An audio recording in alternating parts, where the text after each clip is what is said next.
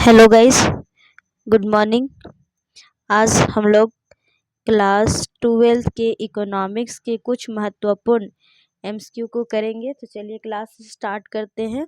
तो हमारा पहला क्वेश्चन है, निम्न में किस आधार स्तंभ पर समस्याओं का ढांचा खड़ा है?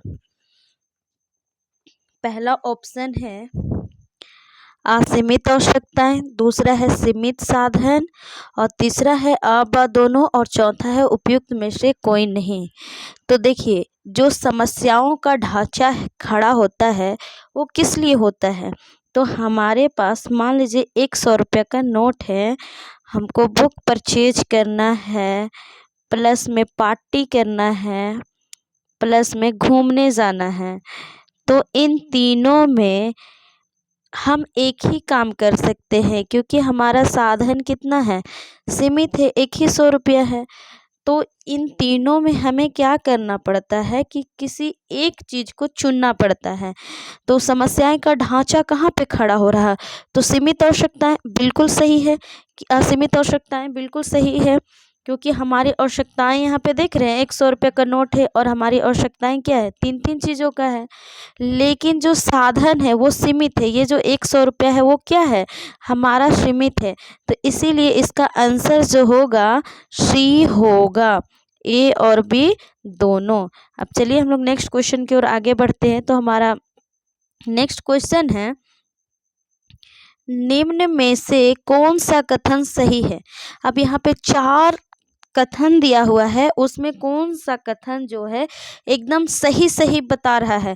तो पहला बोल रहा है मनुष्य की आवश्यकताएं अनंत होती हैं, दूसरा है साधन सीमित होते हैं, तीसरा है दुर्लभता की समस्याएं चयन को जन्म देती है और चौथा है उपयुक्त सभी।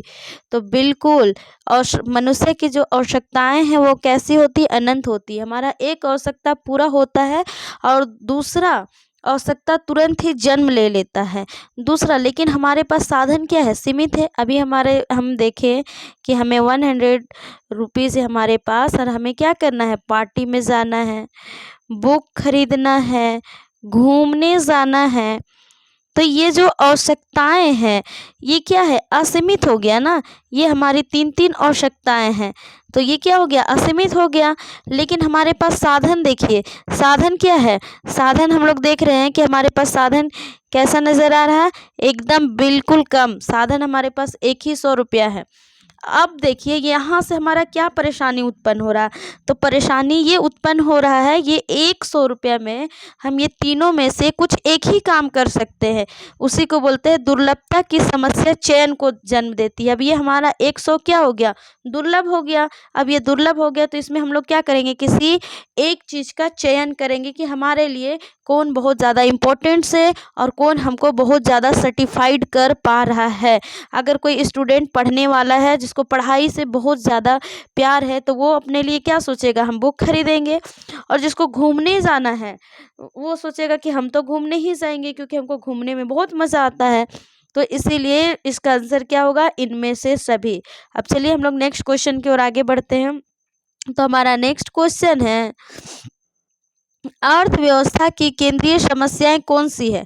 अब जो हमारा इकोनॉमिक्स है उसका जो केंद्रीय समस्याएं हैं वो क्या चीज़, कौन सी समस्याएं हैं, क्या समस्याएं देखने को मिलती है? पहला है साधनों का आवंटन, दूसरा है साधनों का कुशलतम उपयोग, तीसरा है आर्थिक विकास और चौथा है उपयुक्त सभी। तो देखिए हम लोग क्या करते हैं, हमारा केंद्रीय समस्या क्या है कि हमारा जो भी संसाधन होता है उसको सबसे पहले हम आवंटन करते हैं और उसके बाद उसका हम क्या करते हैं, कुशलतम उपयोग करते हैं। और जब हम उसका अच्छा से उपयोग कर लेते हैं तो इससे हमारा क्या होता है, आर्थिक विकास होता है। तो इसका आंसर क्या होगा, उपयुक्त सभी। अब देखिए साधनों का कुशलतम प्रयोग का मतलब क्या हुआ कि आप कभी दर्जी का दुकान जाते होंगे तो दर्जी क्या करता है, जो कतरन होता है उससे वो बहुत अच्छा डिज़ाइन बना देता है किसी भी कपड़ा पे, या फिर उसको छोटा छोटा जॉइंट करके देखते होंगे थोड़ा सा आसनी बना देता है ताकि कोई बैठ सके, बहुत अच्छा डिजाइनदार। तो वो क्या किया कि साधन उसके पास क्या था, सीमित था। साधन, उसके पास साधन का आवंटन किया, उसके बाद उस साधन का बहुत अच्छा कुशलतम उपयोग किया, इससे उसका क्या हो गया, आर्थिक विकास हो गया। अब चलिए हम लोग नेक्स्ट क्वेश्चन की ओर आगे बढ़ते हैं। तो हमारा नेक्स्ट क्वेश्चन है, आर्थिक समस्या मूलतः किस तथ्य की समस्या है। जो आर्थिक समस्या है वो किसका तथ्य है। पहला है चुनाव की, दूसरा है उपभोक्ता चयन की, और तीसरा है हमारा फर्म चयन की, और चौथा है इनमें से कोई नहीं। तो देखिए जो आर्थिक समस्या है हमारा, यहाँ पे क्वेश्चन में बोल रहा है आर्थिक समस्या है वो किस तथ्य का समस्या है। तो वो तो हमको चुनाव के बारे में बताता है। हम लोग उसमें क्या करते हैं, चुनाव करते हैं, यही तो हमारे लिए समस्या है, क्योंकि हमारे पास साधन क्या है, सीमित है, आवश्यकताएं क्या है, अनंत है, इसीलिए हमें क्या करना पड़ता है, चुनाव करना पड़ता है। तो इसका आंसर क्या होगा, इसका आंसर ए होगा। अब चलिए हम लोग नेक्स्ट क्वेश्चन की ओर आगे बढ़ते हैं। तो हमारा नेक्स्ट क्वेश्चन है,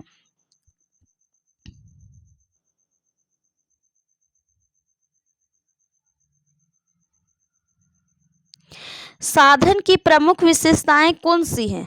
अब साधन की जो प्रमुख विशेषताएं हैं वो कौन सी है, ये पूछ रहा है। तो पहला ऑप्शन है हमारा, यह मानव आवश्यकताओं की तुलना में सीमित है। हम लोग जो मानव की आवश्यकताएं है उसका तुलना करेंगे तो उसमें ये क्या है, सीमित होता है। दूसरा है इसका वैकल्पिक प्रयोग संभव है, और जो साधन है उसका हम वैकल्पिक प्रयोग कर सकते हैं। और तीसरा है अ और ब दोनों, और चौथा है इनमें से कोई नहीं। तो साधन की प्रमुख विशेषताएं मानव की आवश्यकता की तुलना में सीमित है। बिल्कुल हम लोग को जितनी आवश्यकता है उतना हमारे पास साधन नहीं होता है। ठीक है, जो भी हमको आवश्यकता है उसके अनुसार हमारे पास साधन नहीं हो पाता है। और दूसरा है हमारा, इसका वैकल्पिक प्रयोग संभव है। तो बिल्कुल इसका हम लोग अल्टरनेटिव यूज़ भी कर सकते हैं, हम जो चाहे सो यूज उसका हम कर सकते हैं। तो इसका आंसर क्या होगा, अ और ब दोनों। इसका आंसर होगा हमारा सी।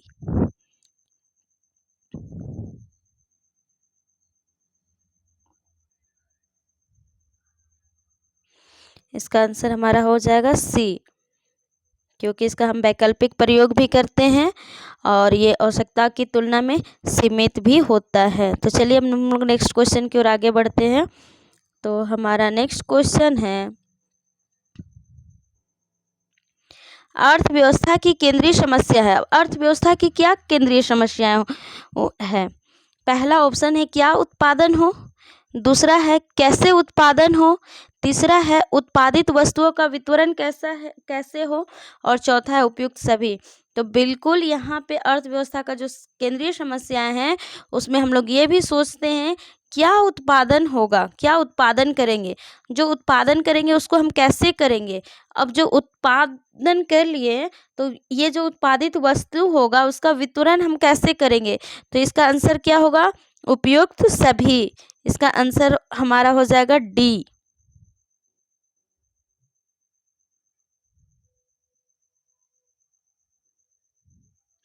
डी इसका आंसर होगा। अब चलिए हम लोग नेक्स्ट क्वेश्चन की ओर आगे बढ़ते हैं। तो नेक्स्ट क्वेश्चन है हमारा, निम्न में से किस, यहाँ पे स छूट गया होगा, निम्न में से किस अर्थव्यवस्था में निजी क्षेत्र एवं सार्वजनिक क्षेत्र का सह अस्तित्व होता है। अब देखिए निजी क्षेत्र किसको बोलते हैं, जिसमें ज़्यादा पैसा किसका लगा हुआ होगा, प्राइवेट लोगों का लगा हुआ होता है। सार्वजनिक क्षेत्र जिसमें ज़्यादा पैसा गवर्नमेंट का लगा हुआ होता है उसको बोलते हैं हम लोग सार्वजनिक क्षेत्र। तो किस में कि कौन सा अर्थव्यवस्था में होता है, पहला है पूंजीवादी, दूसरा समाजवादी, और तीसरा मिश्रित, और चौथा इनमें से कोई नहीं। तो जहाँ पे निजी क्षेत्र और सार्वजनिक क्षेत्र दोनों कोई पैसा मिला रहे हैं उस अर्थव्यवस्था को हम लोग मिश्रित अर्थव्यवस्था कहते हैं। तो इसका आंसर क्या हो जाएगा, इसका आंसर हो जाएगा हमारा सी, मिश्रित अर्थव्यवस्था। सी इसका हमारा आंसर है।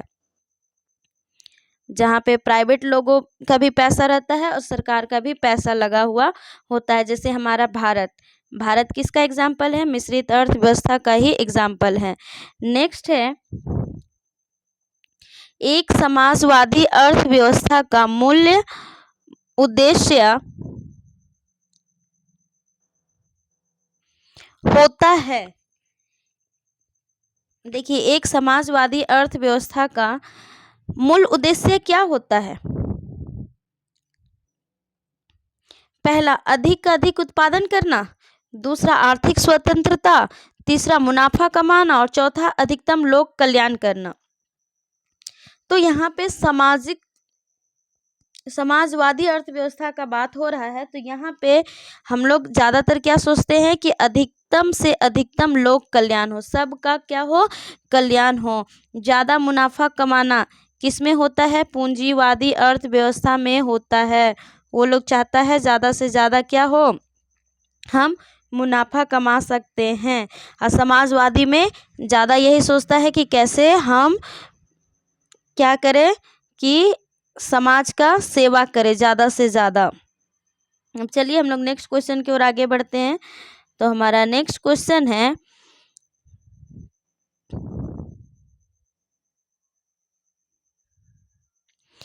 किस अर्थव्यवस्था में कीमत तंत्र के आधार पर निर्णय लिए जाते हैं? अब देखो, कौन सा ऐसा अर्थव्यवस्था है जिसमें कीमत के आधार पर हम लोग कोई भी डिसीजन लेते हैं? पहला है समाजवादी अर्थव्यवस्था में लेते हैं, दूसरा पूंजीवादी अर्थव्यवस्था में लेते हैं, तीसरा मिश्रित अर्थव्यवस्था में लेते हैं और चौथा है इनमें से कोई नहीं।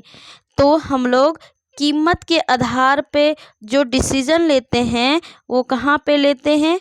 पूंजीवादी अर्थव्यवस्था में लेते हैं। पूंजीवादी का एग्जाम्पल कौन है? तो आपको पता होगा कि अमेरिका किसका एग्जाम्पल है? पूंजीवादी अर्थव्यवस्था का। और हमारा जो समाजवादी USSR, रसिया, रूस, ठीक है, रूस याद रखिएगा।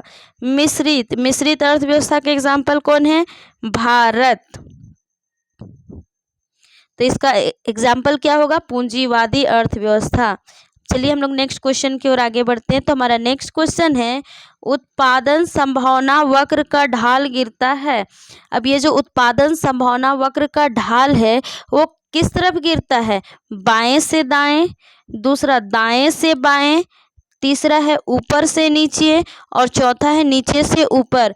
तो उत्पादन संभावना वक्र का जो ढाल है वो ऊपर से नीचे गिरता है। तो इसका आंसर क्या होगा? सी होगा। चलिए हम लोग नेक्स्ट क्वेश्चन की ओर आगे बढ़ते हैं। नेक्स्ट क्वेश्चन है हमारा, उत्पादन संभावना वक्र। ये जो उत्पादन संभावना वक्र है वो कैसा है? अक्ष की ओर नतोदर होती है, दूसरा ये भी अक्ष होगा ना, ये अक्ष ही होगा, अक्ष की ओर उन्नतोत्तर होती है और तीसरा है अक्ष में समांतर होती है और चौथा ऑप्शन है हम लोगों का अक्ष में लंबवत होती है। अक्ष में लंबवत होती है तो कैसी होती है? इसका आंसर क्या होगा? तो इसका आंसर हमारा होगा ए नंबर,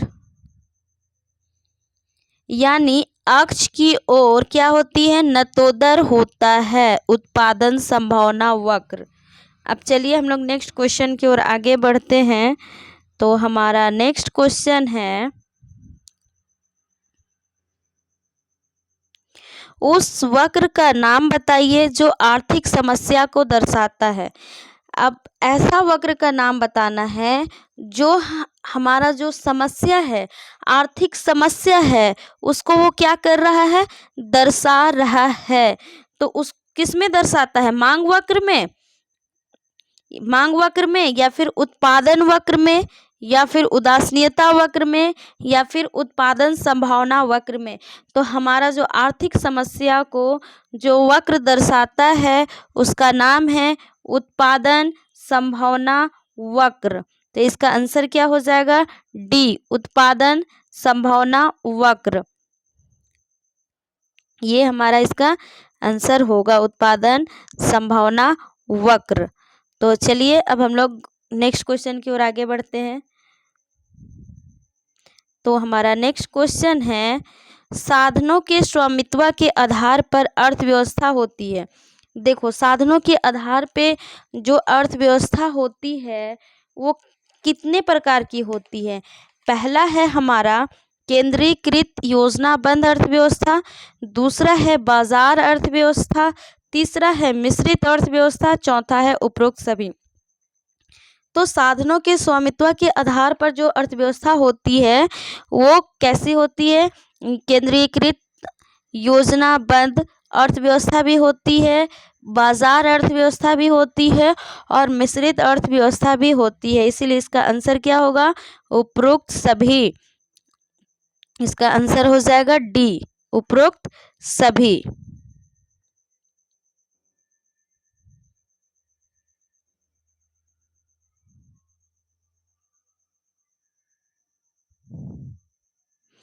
तो आज के लिए बस इतना ही। अगर आपको हमारा वीडियो अच्छा लगा हो तो लाइक कीजिएगा, सब्सक्राइब कीजिएगा और अपने दोस्तों को शेयर कीजिएगा। Thank you.